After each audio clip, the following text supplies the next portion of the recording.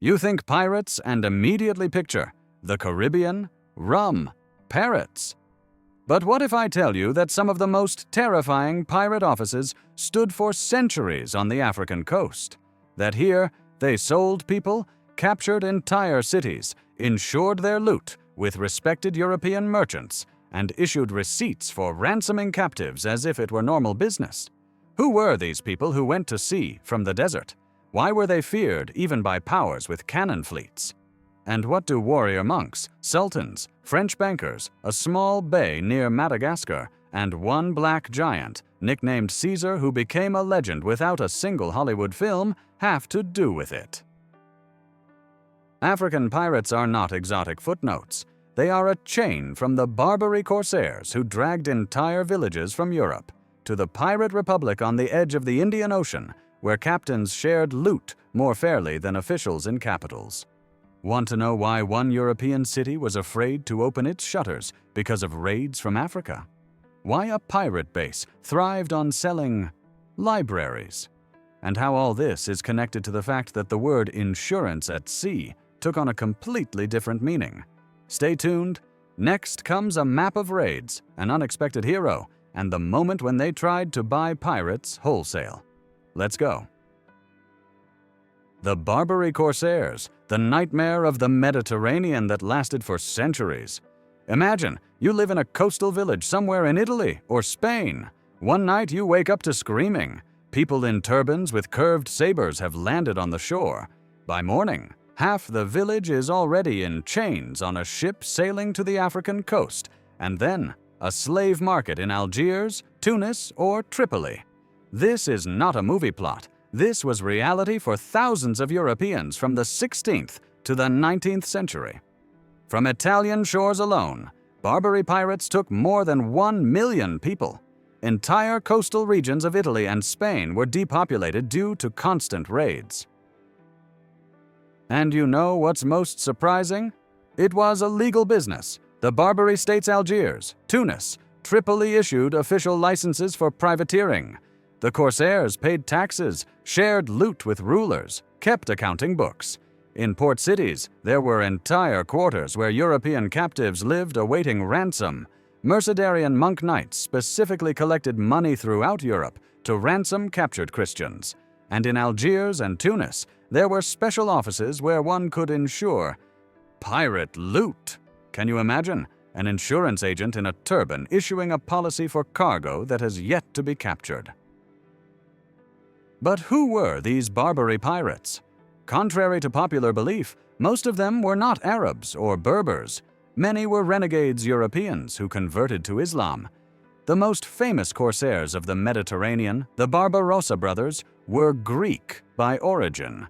Murad Reis, who terrorized the Atlantic coast, was the Dutchman John Janzoon.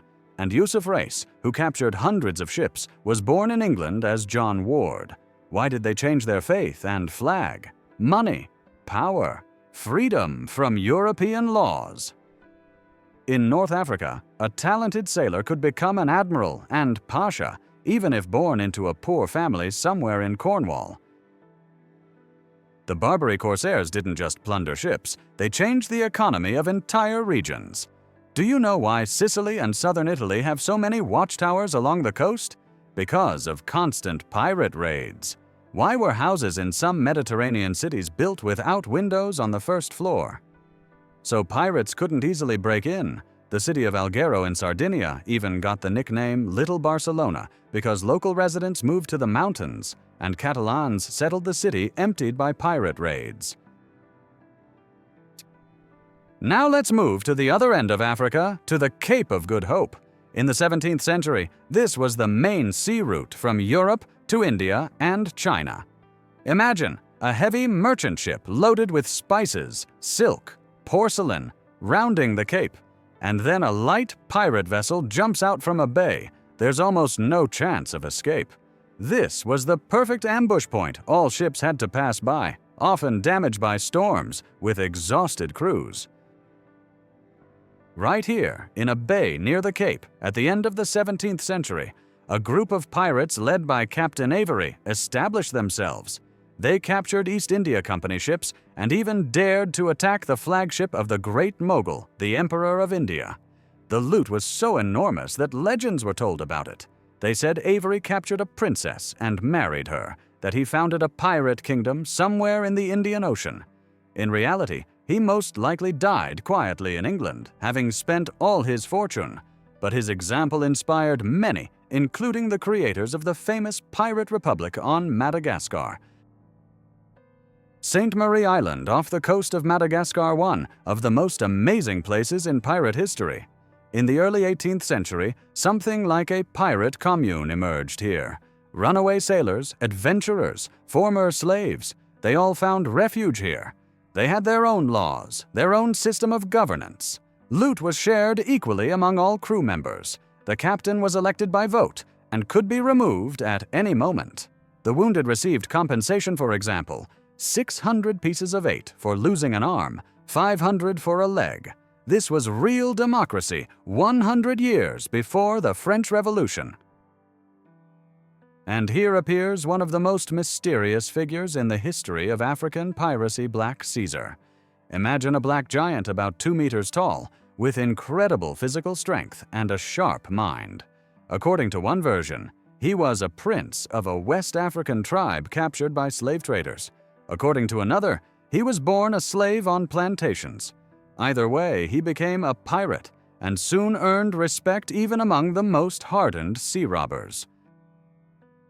Caesar served on the ship of the famous pirate Blackbeard and commanded the boarding team. They say he could lift a barrel of rum with one hand and drink from it as from a mug. When Blackbeard was killed, Caesar managed to escape and established his own pirate base in the Florida Keys. He robbed Spanish galleons carrying gold from the New World and became a true legend of the Caribbean Sea. But unlike many other pirates, Caesar was not cruel. He rarely killed prisoners and often released captured ships, taking only valuable cargo. Now let's move to the eastern coast of Africa, to Somalia.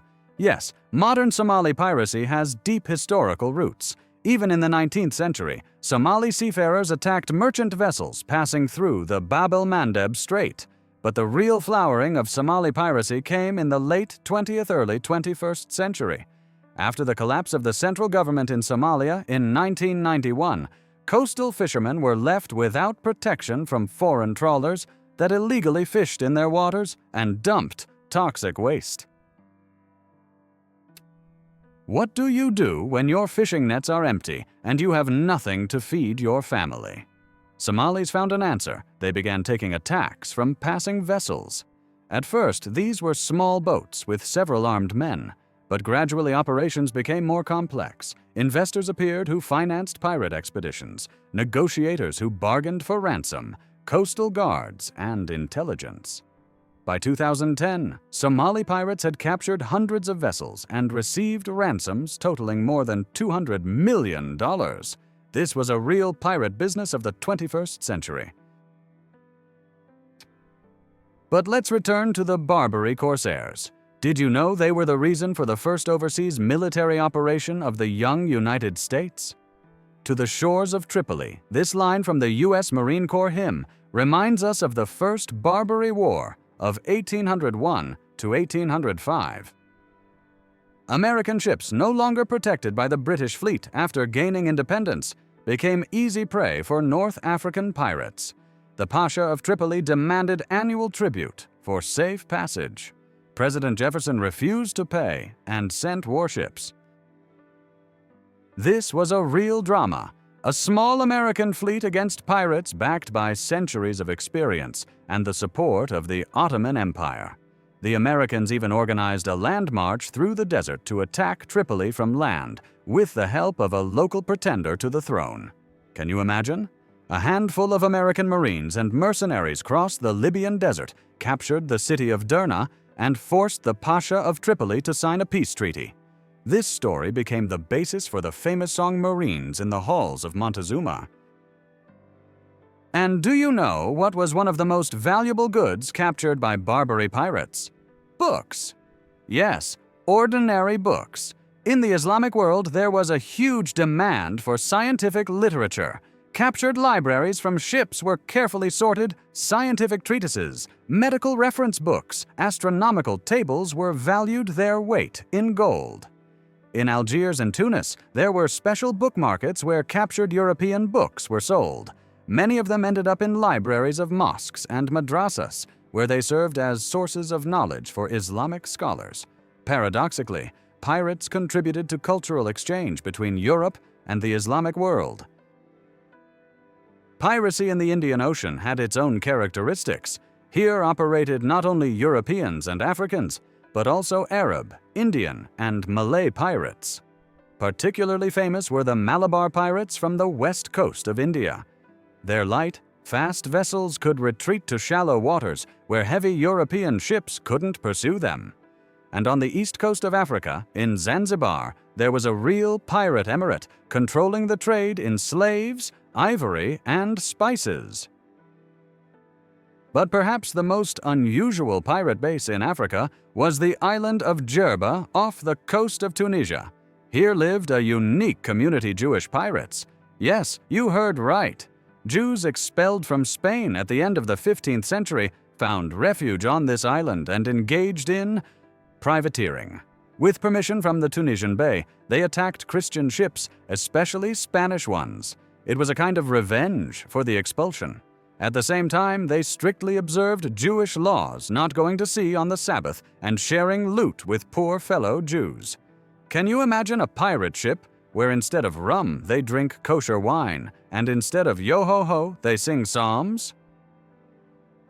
Piracy in Africa had a political dimension too. For example, the famous Barbary corsair, Khayr ad-Din Barbarossa, became an admiral of the Ottoman fleet and Grand Vizier. He commanded the fleet in wars against Spain and Venice, liberated Tunisia from Spanish occupation. In essence, he transformed from a pirate into a world-scale statesman. And his brother Aruj Barbarossa liberated Algiers from Spanish domination and became its ruler. So the line between piracy and national liberation struggle was very thin. Interestingly, some African pirate bases became centers of multiculturalism. In Salé, a pirate port in Morocco, lived Muslims, Christian renegades, Jews. They spoke a mixture of Arabic, Spanish, Italian, and other languages. A unique culture emerged here, with its own music, cuisine, architecture. Pirates, for all their cruelty, created amazing cultural hybrids that exist to this day. For example, the Maltese language, a mixture of Arabic and Italian, that emerged in the era of confrontation between the Knights Hospitaller and Barbary pirates. And what about women pirates in Africa? They existed too. The most famous Saida al-Hurra, ruler of Tetouan in Morocco in the 16th century. She commanded a pirate fleet that terrorized the Spanish and Portuguese coasts. Her name means free lady, and she truly was free and independent in a world where women were relegated to the background. Saida negotiated as an equal with the kings of Spain and Portugal, concluded trade agreements and military alliances. At the same time, she never forgot her main mission to avenge Christians for the expulsion of Muslims from Spain. How did they fight against African pirates? In different ways. European powers built fortified ports, sent military squadrons, paid ransoms and tribute. The Knights Hospitaller on Malta created their own fleet that hunted Muslim pirates. The Spanish tried to capture pirate bases in North Africa with varying success. The English and Dutch preferred to protect their merchant vessels with convoys, and some countries simply hired their own privateers to protect against pirates, creating a kind of pirate versus pirate situation. But the most effective method turned out to be diplomacy. In the early 19th century, European powers finally united against the Barbary states.